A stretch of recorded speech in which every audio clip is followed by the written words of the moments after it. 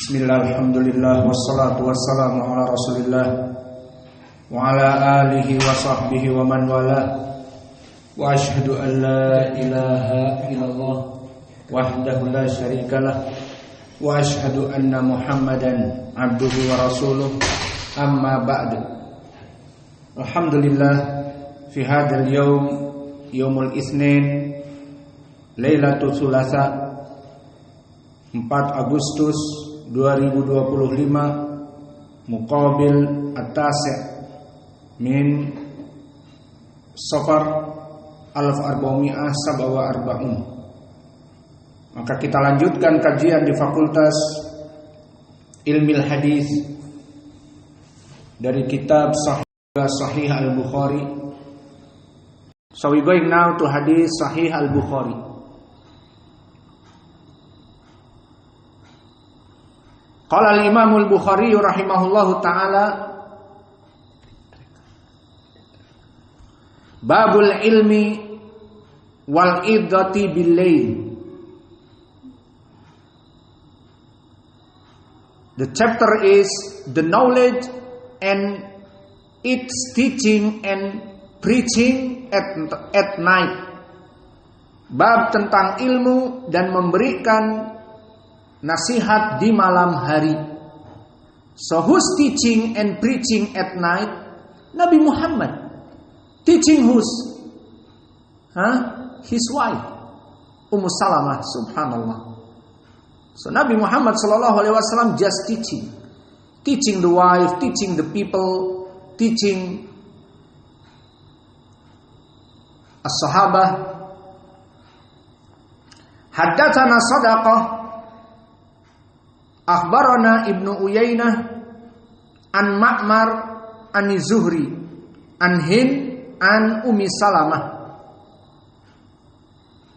wa Amr wa Yahya ibnu Sa'id an Zuhri an Hind an Ummi Salamah.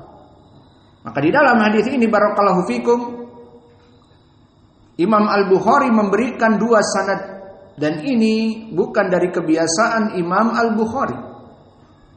Maka Imam Al-Bukhari memberikan 2 sanad seperti kebiasaan Imam Muslim. Namun 2 sanad ini bukan dari pertama gurunya. Maka gurunya yang pertama Shadaqah, kemudian guru-gurunya Sufyan ibnu Uyainah, maka barulah dari gurunya Sufyan yakni Ma'mar yang meriwayatkan dari Az-Zuhri dijadikan mutaba'ah dengan wa Amr. Dan yang diinginkan Amr ibnu Dinar. Wa Yahya ibnu Sa'id, yang diinginkan Yahya ibnu Sa'id al-Ansari. Maka perlu diketahui Yahya ibnu Sa'id ada yang masyhur 2. Yahya ibnu Sa'id al-Ansari di sini karena di tabaqahnya lebih tinggi. Dan Yahya ibnu Sa'id al-Qattan ibnu Farukh, dan dia di tabaqah yang lebih rendah. Maka Yahya ibnu Sa'id al-Qattan, imam muhaddis ahli jarh wa ta'dil, di tabaqah yang ke-9, seperti Imam Syafi'i dan yang lainnya sezaman dengan itu. Adapun Yahya ibnu Sa'id al-Ansari di tabaqah yang ke-5 atau ke-6, maka dia muridnya Imam Az-Zuhri. Maka sama-sama Yahya ibnu Sa'id dan yang berbeda tabaqah mereka. Maka di sini mutaba'ah untuk Ma'mar ada 2. Jadi semuanya 3-nya murid Imam Az-Zuhri. Ma'mar wa Amr ibnu Dinar wa Yahya ibnu Sa'id an Az-Zuhri. Wa Zuhri barakallahu fikum huwa imam muhaddis. Ismuhu Muhammad ibnu Muslim ibnu Ubaidillah. Maka Imam Az-Zuhri hafalannya sangat kuat, dan dia membenci yang namanya makanan yang kecut. Karena makanan yang kecut, he said, the apple make the remember is broke. At-tufah yurithu nisyan. Bahwa apel yang hijau, the green apple, make the remember is broke. menjadikan hafalan seseorang rusak. And he tried. And this from his testimony. Maka dia telah mencobanya, dan ini testimoni dia, bahwa jika dia memakan makanan-makanan yang kecut, buah-buahan yang kecut, hilang hafalannya. Maka ini pelajaran bagi kita. So when I'm in the mud with Syekh Mukbil, I'm seeking this hadith, sahih or not. Alhamdulillah sahih to Imam Az-Zuhri, because we need remember hadith and Quran in the mud. So we when no this is sahih, so we not eating something sour. Maka kita tidak makan makanan yang kecut. Maka buah-buahan yang kecut seperti tufah al-akhdar, maka dijauhi. Namun bagaimana kalau kita makan the red apple like Washington and the other? So this not sour. This like sugar, it's good. So from this beneficial, Imam Az-Zuhri, from his testimony, he leave all the food or all the fruit is sour, and he like honey because honey is sweet, and he like maybe candy, coklat, and the other. Al-muhim, yang manis-manis maka dimakan dan dicintai untuk membantu hafalan. Yang kecut-kecut dibuang. Makanya banyak mandi kalian. Karena kalau tidak mandi, habis badminton, habis main bola, kecut. Nah, hafalannya rusak.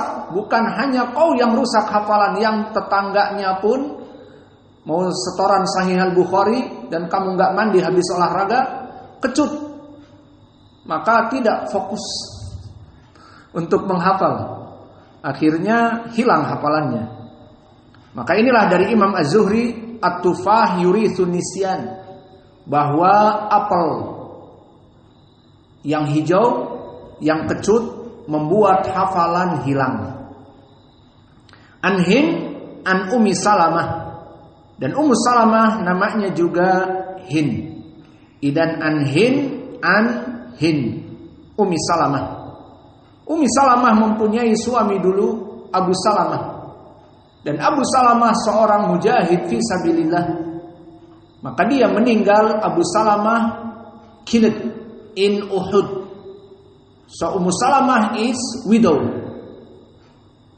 He married before with Abi Salamah, and Abi Salamah kutila, killed in Uhud, in jihad, in the Uhud wars. So Ummu Salamah said, no one best from Abi Salamah. And Nabi Muhammad SAW teach her to say when have musibah, like now Ummu Salamah have musibah. So Nabi Muhammad SAW teach her, if you have musibah, say inna lillah wa inna ilaihi raji'un. Allahumma ajirni fi musibati wa khlif li khairan minha. Insyaallah Allah will make you rise and change with the better. Maknanya, jika kamu dalam keadaan musibah, bacalah inna lillah wa inna ilaihi raji'un. Allahumma ajirni fi musibati. Oh Allah, please reward me with this patience. Dari kesabaranku diambil suami Abu Salamah, dan Ummu Salamah masih muda. Karena suaminya meninggal bukan tua tetapi jihad fi sabilillah. Maka Allahumma ajirni fi musibati, ya Allah berikanlah kepadaku pahala yang besar dari kesabaranku. Wa khlif li khairan minhu, dan berikanlah kepadaku penggantinya yang terbaik. Siapa yang terbaik dari Abi Salamah? Nabi. Maka Nabi setelah itu melamarnya. Maka dia dinikahi oleh Nabi, dan Nabi sebaik-baiknya manusia yang ada di muka bumi, lebih baik daripada Abu Salamah. Maka inilah, jika kita mendapatkan penderitaan, musibah, kita katakan inna lillahi wa inna ilaihi raji'un. Allahumma ajirni fi musibati wa khlif li khairan minha. Maka Ummu Salamah qalat, berkata, istaiqadun Nabi sallallahu alaihi wasallam data lailatin. Nabi Muhammad sallallahu alaihi wasallam one night, the messenger of Allah got up and said, dan Nabi sallallahu alaihi wasallam bangun dan berkata, kata Ummu Salamah, subhanallah, mada unzila lailata minal fitan wa mada futiha minal khazain. Maka Nabi Muhammad sallallahu alaihi wasallam said, subhanallah, how many affliction have been descended tonight, and how many treasures have been dispersed tonight. Maka Nabi Muhammad SAW when wake up, he said like this. Maka Nabi di saat bangun mengatakan, subhanallah, apa yang dia lihat, bahwa pada malam ini Allah menurunkan fitnah-fitnah yang banyak. Dan beliau mengatakan, dan subhanallah, Allah telah membukakan mahligai-mahligai dunia, yang mana mahligai-mahligai dunia ini banyak membuat kaum muslimin menjadi terpuruk dari ibadah-ibadah mereka. Maka telah datang hadis yang diriwayatkan oleh Imam Ahmad dan yang lainnya, inna ma akhafu alaikum lama futiha alaikumud dunya fatanafasuha kama yatanafasuha. Maka yang aku takutkan kepada kalian bukanlah kefakiran. Maka pada saat para sahabat fakir, muhajirun, maka mereka jauh dari fitnah. Namun di saat dunia ini dibuka, maka manusia akan sibuk dengan dunianya. Fatanafasuha kama yatanafasuha. Maka kalian akan berlomba-lomba seperti penggemar dunia berlomba-lomba. Maka Nabi Muhammad sangat takut di saat dunia ini dibuka kepada kaum muslimin. Maka bagaimana kaum muslimin jika dibuka dunia? Antum telah mengetahui di hadis yang muttafaqun alaih dari Anas ibn Malik, sifat dari manusia sangat tamak, lebih tamak daripada serigala yang memakan domba-domba. Serigala yang dilepas di peternakan domba, akan berapa makan serigala ini? Menyantap satu, iya apa tidak? Kemudian dimakan, dan mungkin 2 hari dia akan kenyang, 3 hari akan kembali kepada makanan tersebut. Adapun manusia, maka ketamakan kepada dunia ini lebih dahsyat daripada serigala di kandang domba. Aina dalil hadis muttafaqun alaih an Anas ibn Malik, inna ibna Adam idza u'tiya biwadin min dahab fayatamanna an yakuna lahu wadiyan akhar. So Allah open the treasure in the world, make fitnah to the Muslim, and all people, Muslim and kafir, they have same sifat. What like a dunya? They like all the dunya. So Nabi Muhammad SAW said in hadith Anas, if Allah give to someone the field of the gold, so this guy is thinking to make money to have the field of the gold. And if Allah give to the field of the gold, and this guy still thinking how to get the tree of the field of the gold. Walam yasba hatta yamla afammahu biturab, and never stop to collect the money until Allah make his die. So this like in ayah alhaakumut takatsur. Fi qira'ah Hamzah alhaakumut takatsur hatta zurtumul maqabir. So all the people living in the world tamak, never full to collect the money until he die. So Nabi Muhammad SAW here said, "Wa madza futiha minal khazain." Subhanallah, Allah opened the treasure in the world. So Nabi Muhammad SAW afraid, because he said, "I'm not afraid with the Muslim when them is poor. When them is poor and hungry, I'm not afraid.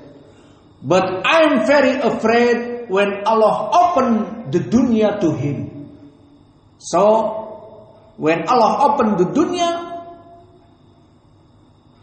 too much people, Muslimin, thinking about dunya, busy with the dunya and living ibadah, no pray, no fasting, and the other. So after this, Nabi Muhammad SAW give nasihat, "Aikidu sawahibati al-hujari." The meaning here is, so please wake up for all my wives. For what? For make pray to Allah, salat tahajud. So this the good man, the good husband, wake his wife. "My honey, wake up. Please pray to Allah." This is a good man. But if the husband not good, he sleep and sleep with her until adhan athani.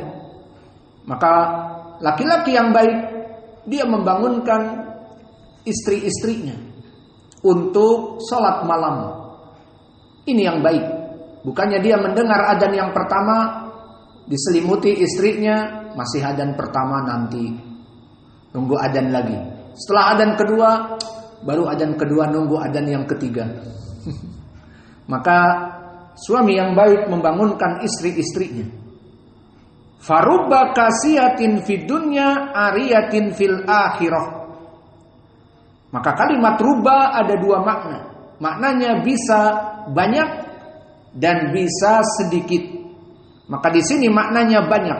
Farubba kasiyatin fid dunya, berapa banyak perempuan-perempuan di dunia mempunyai pakaian-pakaian yang mewah.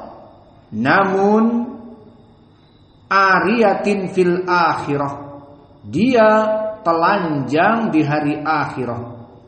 So after this, Nabi Muhammad SAW said, "Rubba kasiyatin fid dunya ariyatin fil akhirah." A well-dressed soul in his word may be naked in the hereafter. So too much women in this world, they have the good clothes, the good abayat, the good anything, but in akhirah will be naked. Maka di hari akhirah akan telanjang. So this nasihat Nabi Muhammad SAW to his wife, to Ummi Salamah, in the night. Subhanallah, still listen. In the night, listen. Maka dia bangun dari tidur to make tahajud, give Ummi Salamah listen. Subhanallah. Inilah kehidupan ilmu. Wa qad rubba, the meaning here is taklil. Like syair, rubba akhin laka lam talidhu ummuk. Maka di sini bermakna taklil, sedikit. Maka sedikit dari persaudaraan yang kental, the old friend, yang kamu saling mencintai di antara kalian, di mana kalian saling membela dengan jiwa, raga dan harta, maka kamu membela orang ini padahal orang ini bukan dari saudara yang keluar dari rahim. Hada makna syair rubba akhin laka lam talidhu ummuk. Maka bisa jadi persaudaraan yang terjadi di antara kalian lebih dari persaudaraan yang keluar dari rahim ibunda. Maksudnya, kebanyakan persaudaraan yang kental adalah sesama saudara kandung. Namun di sana ada persaudaraan yang lebih kental dikarenakan Allah. Maka inilah yang diinginkan syair, farubba akhin laka lam talidhu ummuk yufidu at-taqlil. Maka sedikit sekali persaudaraan yang kental yang bukan dari saudara rahim. Adapun di sini faruba kasiyatin fid dunya ariyatin fil akhirah, maka nasihat Nabi kepada para perempuan dan juga kepada Ummi Salamah agar salat malam, karena berapa dari perempuan yang dulu di dunia dalam keadaan mempunyai pakaian-pakaian yang menutup dirinya dalam kemewahan, namun di hari akhirat dalam keadaan telanjang dikarenakan kemaksiatan kepada Allah. Maka ini yang bisa kita berikan di dalam Sahih Al-Bukhari dan juga tadi di Sahih Muslim. Wa naktafi ila huna wa jazakumullahu khaira wa barakallahu fi ilmikum. Subhanakallahumma bihamdika asyhadu an la ilaha illa anta astaghfiruka wa atubu ilaik.